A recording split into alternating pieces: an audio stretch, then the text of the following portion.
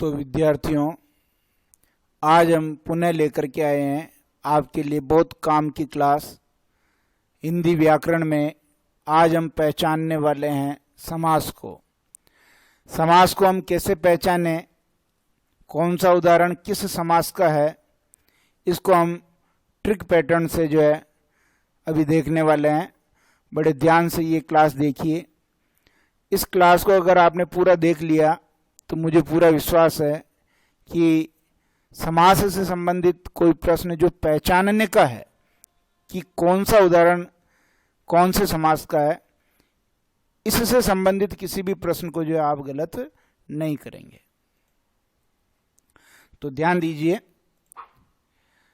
हमारा टॉपिक है आज का समास। समास जो है हिंदी में अगर इसके प्रकारों की बात करें तो ये 6 प्रकार के हैं। इसको आप याद कर सकते हैं। अब तक द्वंद्वी, ये एक शॉर्ट ट्रिक है जो नए विद्यार्थी हैं, नए जो इस प्रतियोगी परीक्षाओं में या स्कूली एजुकेशन में जो बच्चे समास पढ़ रहे हैं उनके लिए ये बहुत लाभदायक है। अब तक द्वंद्वी 6 समास हैं। कौन कौन से देख लेते हैं। पहला समास है आपका अव्ययी भाव। ए का मतलब क्या हो गया, अव्ययी भाव। दूसरा समास देखते हैं, बे का मतलब हो गया बहुव्रीहि। बे का मतलब क्या हो गया, बहुव्रीहि। तीसरा समास देखते हैं, ते का मतलब हो गया आपके तत्पुरुष। चौथा समास अगर हम देखें, चौथे समास की बात करें तो वो है आपका कर्मधारय। और 5वें समास के बारे में अगर हम बात करें तो द्वय से बन जाएगा द्वंद्व। और छठा और अंतिम समास जो है आपका द्विगु। इस प्रकार हिंदी में जो ये जो समास हैं ये आपके 6 समास हो गए। लेकिन अगर पदों की प्रधानता की दृष्टि से अगर बात करेगा तो हमारे फिर पदों की प्रधानता की दृष्टि से 4 समास होंगे। यानी समास का जब हम विग्रह करते हैं तो 2 पद होते हैं, एक पूर्व पद और उत्तर पद। पूर्व पद को ही हम क्या कहते हैं, प्रथम पद, और उत्तर पद को हम कहते हैं द्वितीय पद। तो देखिए, अव्ययी भाव जो समास है, अव्ययी भाव समास, यहां कौन सा पद प्रदान होगा, प्रथम पद प्रदान होगा। अव्ययी भाव समास का प्रथम पद प्रदान होगा। आगे हम बात करें दूसरा जो बहुव्रीहि समास है, इस समास का कौन सा पद प्रदान होगा, तो इस समास का अन्य पद प्रदान होगा। फिर आगे हम बात करें तत्पुरुष समास की, कर्मधारय समास की, द्विगु समास की। इन तीनों समासों का जो है द्वितीय पद प्रदान होगा, दूसरा पद प्रदान होगा, उत्तर पद प्रदान होगा। और फिर बच्चा अपने पास एक द्वंद्व समास। ये द्वंद्व समास की अगर हम बात करें तो द्वंद्व समास में जो आपके दोनों पद प्रदान होंगे। इस प्रकार पदों की प्रधानता की दृष्टि से हमारे पास 4 समास हो गए। पहला पद प्रदान अव्ययी भाव, और अन्य पद प्रदान बहुव्रीहि, और द्वितीय पद प्रदान में तत्पुरुष, कर्मधारय और द्विगु। और द्वंद्व यहां से बीच में से निकल के आया है क्योंकि सूत्र के हिसाब से बीच में सेट हो रहा था। दोनों पद प्रदान होते हैं। ये समास की जानकारी सामान्य की कितने समास है और कौन कौन से समास में कौन कौन सा पद प्रदान होता है। अब हम एक दृष्टि में, एक नजर में किस प्रकार समास के उदाहरणों को पहचानेंगे ये देख लेते हैं। देखिए, समास को पहचानने की ट्रिक क्या है हमारे पास, उस ट्रिक के बारे में बात करें तो पहला समास अपना पड़ता है अव्ययी भाव। अब अव्ययी भाव का समास का जो है उदाहरण कौन सा है और कौन सा नहीं है, ये कैसे जानेंगे। तो इसको जानने के लिए देखिए कि अव्ययी भाव समास का पहला पद जो होगा वो अव्यय होगा या उपसर्ग होगा। पहला पद कौन सा होगा, अव्यय। अव्यय यानी जिसमें विकार नहीं आए, जो व्यय नहीं हो, जिसका रूप बिगड़े नहीं, और उपसर्ग। या तो पहला पद अव्यय होगा या उपसर्ग होगा। फिर देखिए कौन कौन से अव्यय और उपसर्ग हो सकते हैं, जो कुछ मैंने यहां लिखे हैं, और इसके अलावा भी हो सकते हैं। जैसे यथा हो सकता है, प्रति हो सकता है, आ हो सकता है, भर हो सकता है, सम हो सकता है, अनु हो सकता है, नी हो सकता है, स हो सकता है, अति हो सकता है। ये कुछ मैंने यहां लिखे हैं। इसके अलावा भी बहुत सारे आपके जो है अव्यय और उपसर्ग हैं जिनसे अव्ययी भाव समास के उदाहरण बनेंगे। अब देख लीजिए कुछ उदाहरण है। यथा संभव, जैसा संभव हो, प्रतिदिन, प्रत्येक दिन, आजीवन, जीवन भर, भरपेट, पेट भर के, समक्ष, आंखों के सामने, अनुदान, दान के जैसा दान, निर्विवाद, बिना विवाद के, सप्रसंग, प्रसंग सहित, अत्यल्प, बहुत कम। तो यहाँ अगर आप गौर से देखेंगे तो यहाँ यथा जो अव्यय है, प्रति उपसर्ग है, आ उपसर्ग है, भर जो अव्यय है, सम उपसर्ग है, अनु उपसर्ग है, निर उपसर्ग है, और स यहाँ उपसर्ग है और अति उपसर्ग है। ऐसे नी से भी नीडर बन सकता है। तो ये कुछ अव्ययभाव के उदाहरण है, और आप अगर इनको एक दो बार पढ़ेंगे तो ये आपके दिमाग में अच्छी तरह बैठ जाएंगे। दूसरे समास की ओर चलते हैं हम, तत्पुरुष समास। दूसरा समास कौन सा है? तत्पुरुष समास। अब तत्पुरुष समास में क्या होता है इसके बारे में भी हम बात कर लेते हैं। देखिए, कारक की विभक्तियों वाला अगर कोई समास है जिसमें कारक की विभक्तियों का लोप होगा तो वो आपका तत्पुरुष समास है। इसमें कारक की विभक्तियों का लोप होगा। अब आपके दिमाग में प्रश्न उठना चाहिए कि कारक की विभक्तियां कौन कौन सी है। तो मैं यहाँ बता देता हूं।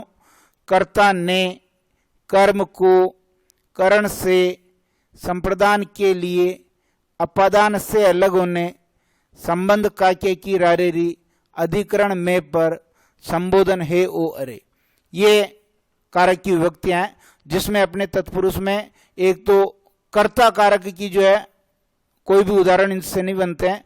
एक हे ओ अरे जो संबोधन कारक है इसका कोई उदाहरण नहीं बनता है। बाकी सारे कारक के जो चिन्ह है, विभक्ति चिन्ह है, ये जरूर समास में आते हैं। तो एक बार उदाहरणों की ओर चलते हैं। उदाहरण हम देख लेते हैं। जैसे हस्तगत, तो यहाँ जो हस्तगत यानी हाथ को गत, तो को कारक चिन्ह आ गया। क्षुधातुर यानी क्षुधा से आतुर, भूख से आतुर। फिर रसोई घर, रसोई के लिए घर। पदच्युत, पद से च्युत। जगन्नाथ, जगत का नाथ।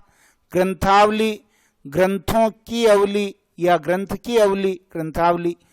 कविराज, कवियों में राजा, कवियों में राजा। और ईश्वराधीन, ईश्वर पर अधीन। ये इस प्रकार तत्पुरुष समास के उदाहरण है जो कारक की विभक्तियों के साथ हमने देख लिए।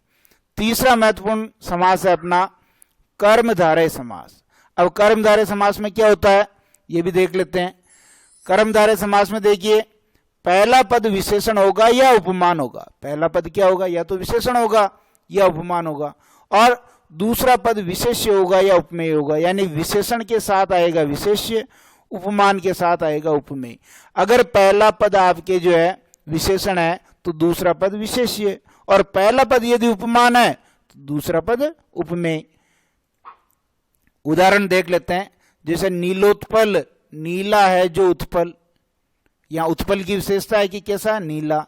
रक्त लोचन यानी जो यहां लोचन की जो विशेषता है कि लोचन कैसे हैं, आंखें कैसी है, वो रक्त के समान है।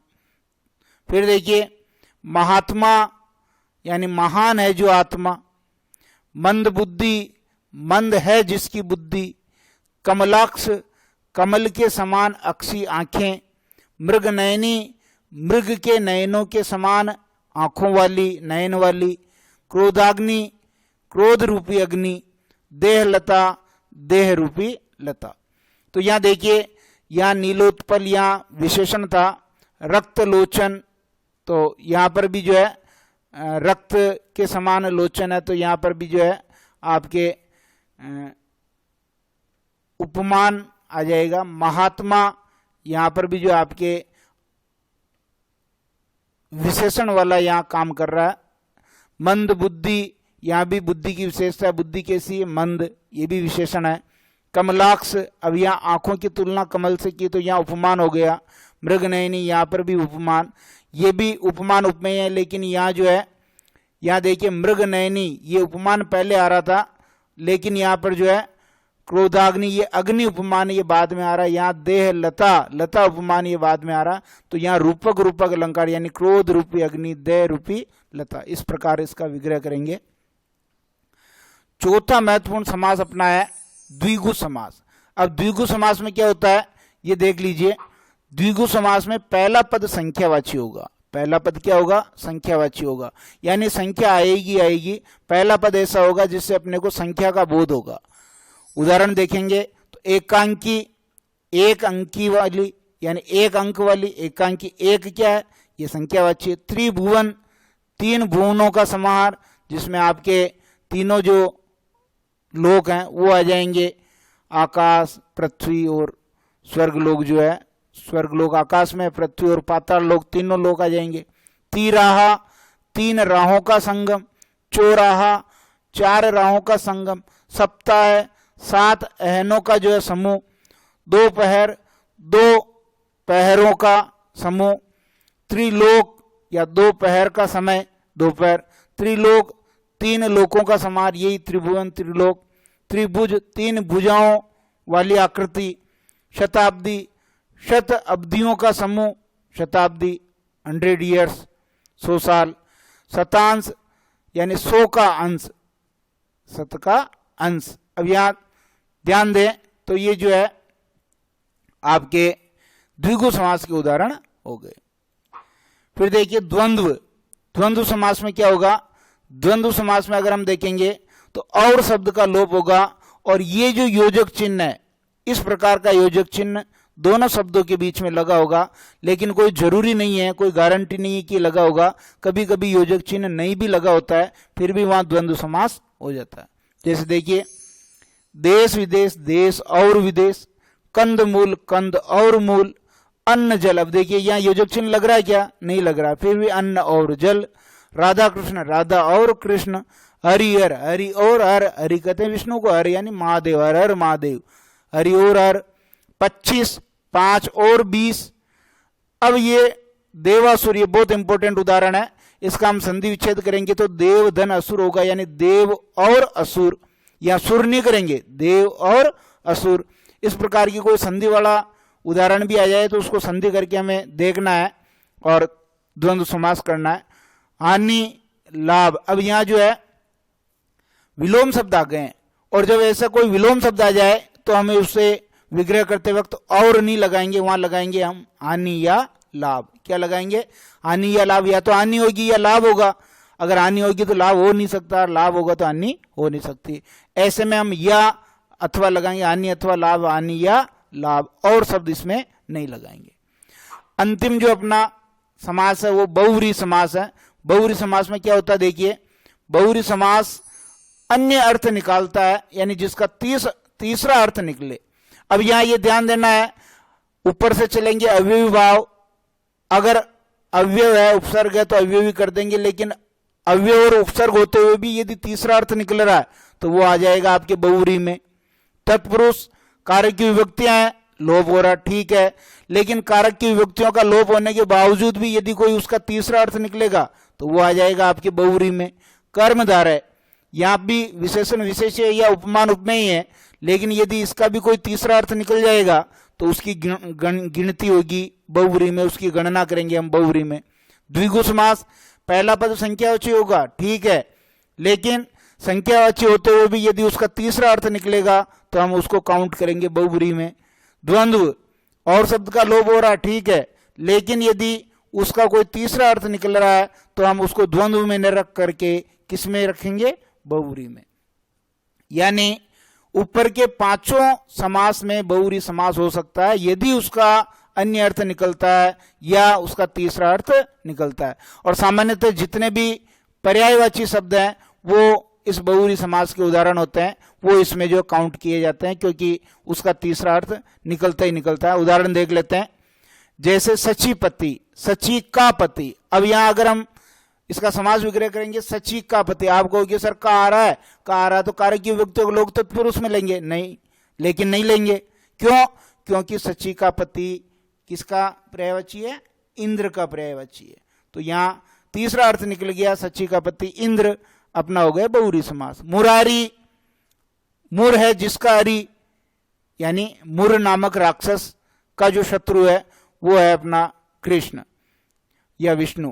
तो यहां पर देखिए मुर का अरि, यहां पर भी कारक की विभक्तियों का लोप हो रहा है, लेकिन तत्पुरुष न करके हम बहुव्रीहि करेंगे। रतिकांत, रतिका कांत यानी रति का पति। अब रति का पति, यहां पर भी कारक की विभक्ति का लोप हो रहा है, लेकिन हम क्या तत्पुरुष करेंगे? कभी नहीं करेंगे, क्योंकि रति का पति कामदेव है, तीसरा अर्थ निकल गया। लंबोदर, लंबा है उधर जिसका, कौन? गणेश जी। अब यहां देखिए उधर कैसा? लंबा, ये कर्मधारय में चला गया। क्यों? क्योंकि यहां जो है विशेषण विशेष्य है, उधर पेट की विशेषता है कि वो लंबा है। लेकिन जरा सोचिए, लंबोदर तीसरा अर्थ दे रहा है, और जैसे ही तीसरा अर्थ दे रहा है हम इसको कर्मधारय से उठा करके कहां लेके आ गए? बहुव्रीहि में। आशुतोष यानी जो शिव जी का पर्यायवाची है, आसानी से जो प्रसन्न हो जाए वो आशुतोष, तो ये शिव जी का पर्यायवाची है, तो अपने आप ही बहुव्रीहि में आ गया। फिर देखिए चंद्रमौली, चंद्रमा है चंद्रमा है मौली के रूप में जिसके, तो यहां पर जो है ये भी शिव जी का पर्यायवाची हो गया, बहुव्रीहि आ गया। चतुर्भुज, चार भुजाएं हैं जिसके, ये विष्णु, ये पर भी। अब देखिए यहाँ चतु, ये चार, आप कहोगे सर ये तो द्विगु हो गया, पहला पद संख्यावाची हो गया। अरे भाई द्विगु तो है, लेकिन यहाँ तीसरा अर्थ निकल गया, और जैसे ही तीसरा अर्थ निकला हमने इसको कहां ले लिया? बहुव्रीहि में। दशानन, दशानन भी ठीक इसी प्रकार का उदाहरण है। क्यों? क्योंकि दशानन जो है 10 है आनंद जिसके, कौन? रावण। तो जैसे ही तीसरा अर्थ निकला हमने इसको किस में ले लिया? बहुव्रीहि में। हम इसको जो है द्विगु में नहीं रखेंगे, बहुव्रीहि में ले लेंगे। अनंग यानी अन्न धन अंग, बिना अंग के, बिना शरीर का, ये भी जो है कामदेव का पर्यायवाची है, इसको भी हम जो है बहुव्रीहि में ले लेंगे। षडानन, षट है आनंद जिसके, तो ये हो गया आपके बहुव्रीहि समास। ये भी जो है किसका पर्यायवाची है? ये कार्तिकेय का पर्यायवाची है। हल धर, हल को जिसने धारण कर रखा है, कौन? बलराम, बहुव्रीहि समास आ गया। अंशुमाली, अंशु का माली सूर्य का पर्यायवाची है, तो यहां बहुव्रीहि समास हो गया। अब यहां तत्पुरुष नहीं रहा। प्रतिकूल यानी कूल के विपरीत, अब कूल कहते किनारे को, लेकिन इसका अर्थ निकलता है उल्टा, यानी परिस्थितियां मेरे प्रतिकूल थी, अनुकूल प्रतिकूल। ये अब आप कहोगे सर इसमें प्रति लग रहा है, अनु लग रहा है, तो हम इसको अविभाव कर देंगे, लेकिन नहीं करना है, क्योंकि इसका तीसरा अर्थ निकल गया। कूल शब्द का अर्थ होता है किनारा, और जब हम कहते हैं कि प्रतिकूल है परिस्थितियां, तो क्या किनारे के विपरीत है? क्या किनारे के जैसी है? नहीं है, हम उसे कहेंगे विपरीत। तो यहाँ अर्थ बदल गया, तीसरा अर्थ निकलने से प्रतिकूल अनुकूल जैसे जो शब्द हैं वो भी बहुव्रीहि में गिने जाएंगे। शाखा मृग, शाखाओं पर विचरण करने वाला मृग, अब ये मृग हिरण है, लेकिन वहां पर बंदर के लिए ये आया है, तो बहुव्रीहि समास हो गया। नकटा, नाक है कटा जिसका, या नकटा जो शब्द है वो बेशर्म के लिए आया है, इसलिए बहुव्रीहि समास। चौकन्ना, चार कान है जिसके, अब कान तो दो ही होते हैं, लेकिन चौकन्ना का यहाँ अर्थ हो गया सावधान, तो फिर ये भी आपके चला गया बहुव्रीहि में। मक्खी चूस, मक्खी को चूसने वाला, अब मक्खी को चूसने वाला कोई मक्खी को चूसता है क्या? लेकिन ये मक्खी चूस कंजूस के लिए प्रयुक्त होने लग गया, आपका समास हो गया बहुव्रीहि समास। और वीणा पानी, वीणा है जिसके पानी में, ये सरस्वती का पर्यायवाची हो गया, और ये बहुव्रीहि समास का उदाहरण हो गया। इस प्रकार हर वो उदाहरण, चाहे वो अविभाव का हो, तत्पुरुष का हो, कर्मधारय का हो, द्विगु का हो या द्वंद्व का हो, यदि वो तीसरा अर्थ दे रहा है तो उसको हम गिनेंगे बहुव्रीहि समास में। इस प्रकार ये समास की बहुत आसान और शॉर्ट ट्रिक मैंने आपको बताई। एक साथ एक ही स्लाइड में मैंने 6 के 6 समास बहुत आसानी से समझाने की कोशिश की है। मुझे पूरा विश्वास है और पूरी आशा है कि आपको ये वीडियो, ये समास की ट्रिक जरूर पसंद आई होगी। यदि आपको ये पसंद आई है और आपको पढ़ने में आनंद आया है तो निश्चित रूप से अपने दोस्तों में, मित्रों में इस वीडियो को शेयर कीजिए और इस चैनल को जो है लाइक कीजिए, सब्सक्राइब कीजिए और सब जगह इसकी चर्चा कीजिए। आज की क्लास के लिए धन्यवाद।